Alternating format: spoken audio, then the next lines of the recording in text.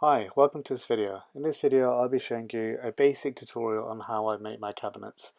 For this particular project I'm using 18mm MDF. You can also use plywood or any other sheet material that you prefer to use. In this particular project I'm using MDF.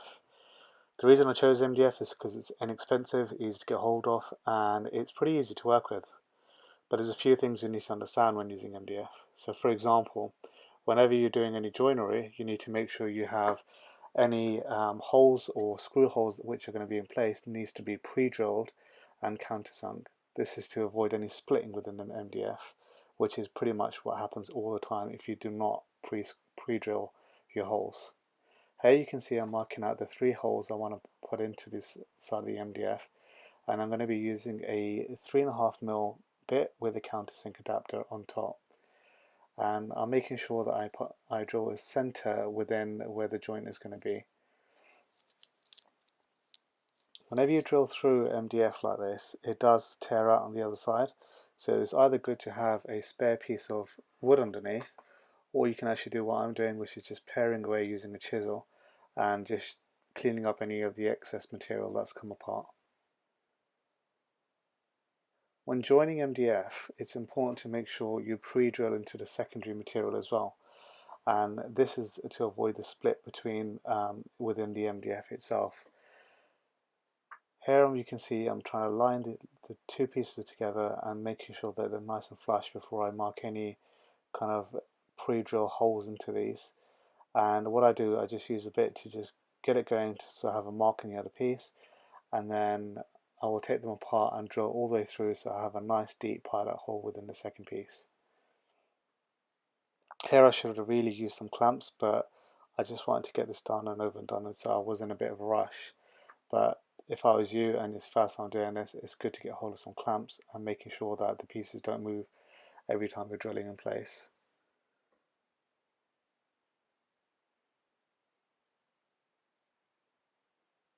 You can see the 3 holes are now marked, and now I'm just going to go ahead and deepen those holes with the pilot drill.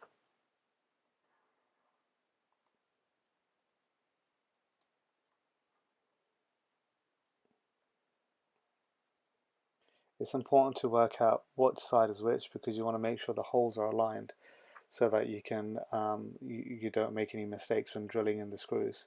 So what I like to do is just mark an arrow upwards to just mark the top. Here I'm just using some basic Gorilla wood glue to help with the joint and make it stronger.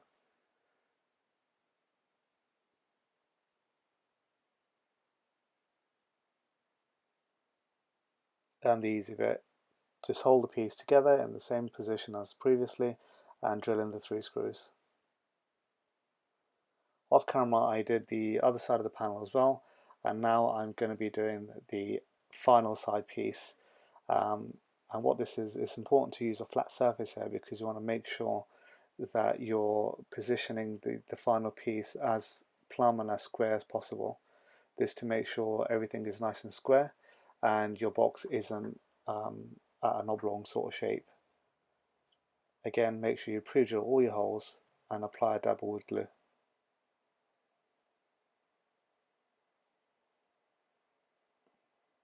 Once you've screwed all the panels together, it's important to check that it's square before anything dries up, and luckily mine came out really well and I was happy with the squareness on this. But to make sure that it remains square, it's important to fit a back, and for a back I'm just going to be using some 9mm MDF, and I apply some wood glue, and I'm going to be using brad nails to hold these in place. I left the back panel on my cabinet proud slightly, just as because what I like to do is fit this down using some brad nails or screws, whatever works easier for you, and I use a flush trim bit on my router to actually get it a nice and flush finish. And because I was happy with the squareness, I didn't have to worry about using the back panel to guide the actual box itself. But usually I like to trim this using the flush trim router, and it just gives a nice clean finish.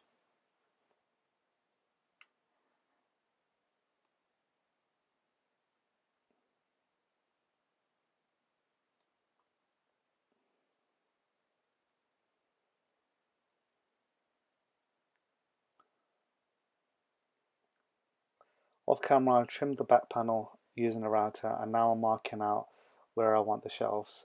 And you can see in the previous clip I used 2 actual shelves inside the cabinet and measured the remaining area and divided that by 3, and this gave me the exact heights I need for each shelf. And again, I'm using another offcut of the MDF, marking just the thickness of the area and pre-drilling all the screws, screw holes and countersinking as well.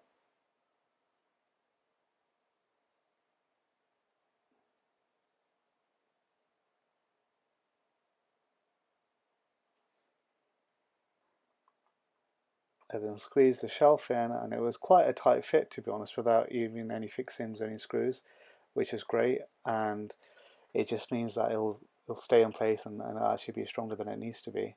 And the screws then are just going to hold it into the right position. I did the exact same thing for the second shelf, and it worked out really well, and I was really happy with this process. Just going to test fit the basket, and I didn't realize there's a small hammer in there, and there we go, hammer's out and the basket fits. I'm really happy with that. If you want to see how I did all the trim work and how I finish off the cabinet, please check out my next video, and this will be out in a few weeks, and here I'll go through details on how I apply this trim and also the facing for the edge grain of the MDF, and this is what it looks like.